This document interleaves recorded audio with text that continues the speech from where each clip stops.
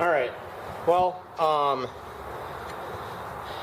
I found a rattly spot on this fender, and as you can see, I had trouble keeping the T26 T1 running. I think, yeah, I don't know. The carburetor here, when it was running at high speed and the little bit of driving I did, this is just barely a quarter turn, but to try to get it to idle at lower speeds, I'm still under here in this like little bit of an eighth turn area, and I really feel like it's just not getting a very good mix. I'm pretty sure that there's not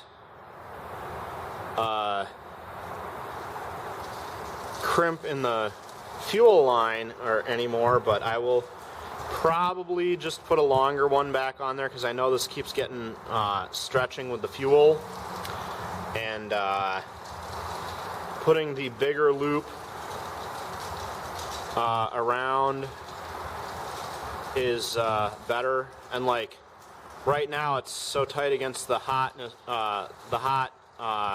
water reservoir, you can see the fuel is boiling in the line and putting bubbles in, so letting it run a longer route will help keep it from being so tight against the engine and boiling like that. So time for a different fuel line approach again, and see what I can come up with for that.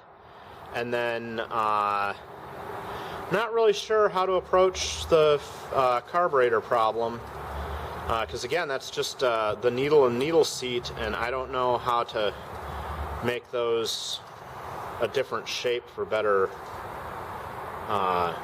adjustment. I don't have a plan for that. I'll have to think about that. The ET6 ran real nice, an hour on each tank, so like that's back in working order, and then I can, if I look hard for a spring, I might find a softer spring for that and see if it'll run more slowly. But for now, I guess I will put these things away and maybe work on some other projects again.